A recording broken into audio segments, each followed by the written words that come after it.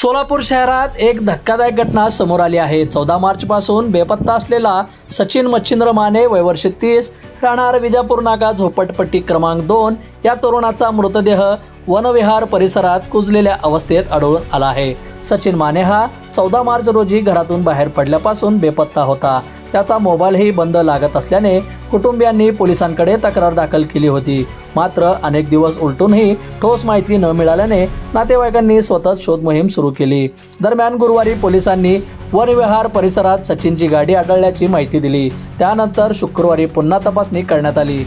दरम्यान दाट झाडीत एका झाडाला लटकलेल्या अवस्थेत त्याचा कुजलेला मृतदेह आढळून आला। घटनास्थळी सापडलेला मोबाईल, हेडफोन व इतर वस्तूवरून तो मृतदेह सचिन मानेचाच असल्याची खात्री नातेवाईकांनी केली। मृतदेह सिव्हिल हॉस्पिटल येथे आणल्यानंतर वातावरण तणावपूर्ण झाले। सचिनच्या पत्नीसह नातेवाईकांनी हा आत्महत्या नसून खून असल्याचा आरोप करत सचिन हा बिल्डर होता, त्याचा 8 ते 10 जणांनी मिळून खून केला आहे असा गंभीर आरोप माध्यमांशी बोलताना मधून आम्हाला ज्यावेळेस कळलं, परवा दिवशी शिवड्यारमधून कळल्यावर आम्ही सगळा तो भाग पिंजून काढला। पिंजून काढल्यानंतर आम्हाला संध्याकाळी 5:30-6च्या टायमाला त्याची गाडी दिसून आली। गाडी दिसून आल्यानंतर आम्ही तिथं आजूबाजूचा पूर्ण एरिया आम्ही चौकशी केली आणि इकडं तिकडं बघितलं, आम्हाला कुठं दिसून आलं नाही। फक्त त्याची गाडी दिसली। गाडी दिसल्यावर आज सकाळी आम्ही ज्यावेळेस सगळीकडे बघायला गेलो, वन विभाग आहे तिथं कुणाला जायला येत नाही, काय येत नाही। अशा ह्याच्यामध्ये मला सांगा, तुम्ही हे पोलीस लोक हँगिंग म्हणतात, हँगिंग कसं म्हणायचं मला सांगा? एवढं झाड आहे आणि हे एवढं झाड आहे, पोलिसांना धरूनच केलेलं आहे हे सगळं। पोलीस कामाला 4 दिवस काहीच रिस्पॉन्स दिले नाही। ती तुमचं पोरग बाय पोरग काय लपडा केलेला आहे, त्याने काय पळून गेलेला आहे, हे केलेलं आहे, असंच 4-5 दिवस घालवले। जेव्हा ते आम्ही दोघी जाऊन तिथं रडत बसल्यानंतर मग ती काढले तसलं मोबाईलवरचं। मग पुन्हा मोहोळला गेले, मोहोळवर तिथं बघितले, तिथनं पण आले, तिथं पण काय सापडलं नाही म्हणले। त्यांना बोलवून घेतले, त्या पोरीला काय बोलवून घेतले नाही ती त्या दिवशी।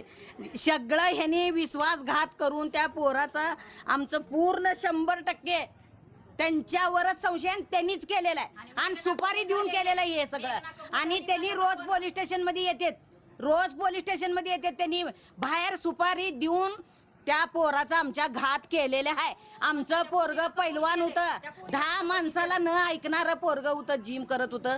आमचं पोरग असं काही करून घेण्यासारखं नाही। ह्याच्यामध्ये पोलीस सुद्धा मग सामील असतील, आम्हाला असं वाटायला आता। तर त्या एवढंच पाईप आहे, पोकळ पाईप आहे, झाडालाही केलेलं आहे आणि इथं फक्त अडकवलेलं आहे। इथून एवढं अडकवलेलं आहे, इथं गाठ सुद्धा नाही त्याला। बरं, आता तुम्ही काय करणार आहे? पोलिसांना काय करत बोलणार आहे? बॉडी घेऊन जाणार आहे? कुठं मी शेवटी घेऊन जावं नाही, आम्ही त्यांना काय तर केल्याशिवाय आम्ही बॉडी घेऊन जाणार नाहीत ना। आम्ही पण इथंच बसणार आहे जोपर्यंत आम्हाला न्याय मिळत नाही, जोपर्यंत त्यांना तुम्ही अटक करत नाही, त्याचं काय तर सोल्युशन काढत नाही, तोपर्यंत आम्ही इथनं जाणार नाही। आणि नवरा मेलेला नाही, मेघना मोहन चौधरी तिचा नवरा आणि तिचा भाऊ, तिच्या घरच्यांनी नवऱ्याला मारून टाकले। माझा नवरा मरणाऱ्यातला नाही, शेवटचा फोन तिचाच आहे। चौकशी करा तुम्ही, पोलीस इतके दिवस काय करतात, इतके दिवस सीसीटीव्ही का चेक केलं नाही? 10 दिवसाच्या वर झालं कंप्लेंट करून, काय केलं इतके दिवस? पोलीस लोक काय केलं त्यांनी इतके दिवस? चांगलं केलं नाही, पोरीचं लपडा आहे। याच्यामध्ये एक महिलेचं नाव येतोय, त्यांचा आणि तुमच्या नवऱ्याचं काय म्हणजे काय होता, कशामुळे झाले भांडण? ती माझ्या नवऱ्याच्या मागे लागली होती ती बाई। काय नाव त्यांचं? मेघना मोहन चौधरी।